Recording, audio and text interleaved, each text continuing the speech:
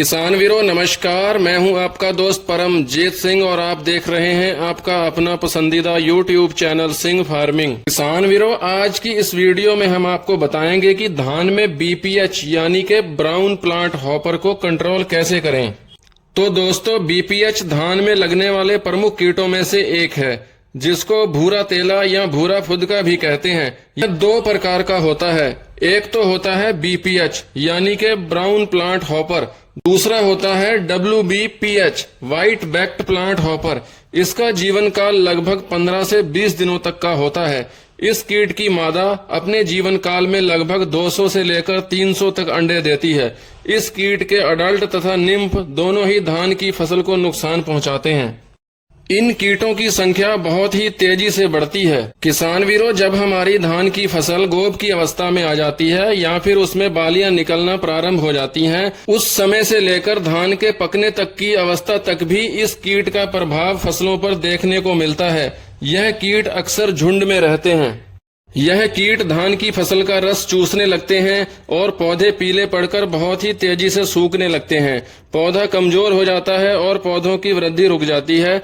इसको hopper burn भी कहते हैं। जैसा कि आप लोग इस वीडियो में देख रहे हैं, धान की फसल में अगर BPH का अटैक हो जाता है तो धान का पूरा खेत डैमेज हो सकता है। कई किसान भाई तो इसके द्वारा किए गए नुकसान को जल्दी समझ भी नहीं पाते हैं। उन्हें लगता रहता है कि कहीं हमारे खेत में झुलसा रोग तो नहीं लग गया है, परंतु ध्यानपूर्वक देखने से पता चलता है कि यह तो रस चूसक कीट BPH है, जिसे हमारे किसान भाई माहू, तेला, चुर्दा, भुनका कई नामों से पुकारते हैं। कई बार देखा गया है कि किसानों को स्प्रे करने तक का भी यह कीट मौका नहीं देता है।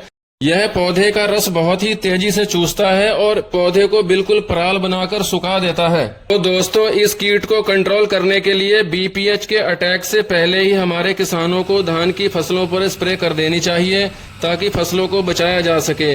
आप लोगों को कुछ इंसेक्टिसाइड्स के बारे में बताएंगे जो आपको मार्केट में आसानी से पेस्टिसाइड्स शॉप्स पर अवेलेबल हो जाएंगे। तो किसान वीरों वह इंसेक्टिसाइड्स इस प्रकार से हैं जैसे कि सिंजेंटा कंपनी का चेस, जिसका टेक्निकल पाइमेट्रोजिन होता है, प्लस इसके साथ में आप थायोमेथॉक्सम 30% FS फार्मूलेशन को भी ले सकते हैं। इन दोनों टेक्निकल्स को आपस में मिलाकर आप अपने धान की फसल पर स्प्रे कर सकते हैं, जिसके आपको BPH पर बहुत ही जबरदस्त रिजल्ट देखने को मिलेंगे।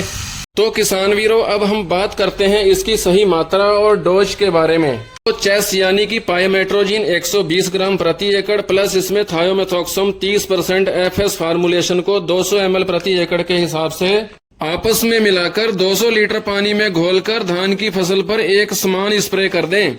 क्योंकि इन दिनों वर्षा वाला मौसम होता है तो इसका और अधिक अच्छा रिजल्ट प्राप्त करने के लिए इसमें सिलिकॉन बेस स्टिकर को 50 ml प्रति एकड़ के हिसाब से भी इसी के साथ कर धान की फसल पर एक समान स्प्रे कर दें, जिससे आपको बहुत ही अच्छे परिणाम प्राप्त होंगे। किसान वीरों यह तो था BPH को कंट्रोल करने का एक जबरदस्त फार्मूला।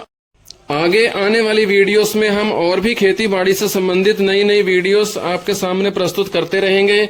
इसी के साथ अगर आप चैनल पर नए हो तो प्लीज चैनल को सब्सक्राइब अवश्य कर लें, जिससे वीडियोस का नोटिफिकेशन समय से आपको प्राप्त होता रहे। इसी के साथ आपसे लेते हैं आज्ञा। किसान एकता जिंदाबाद।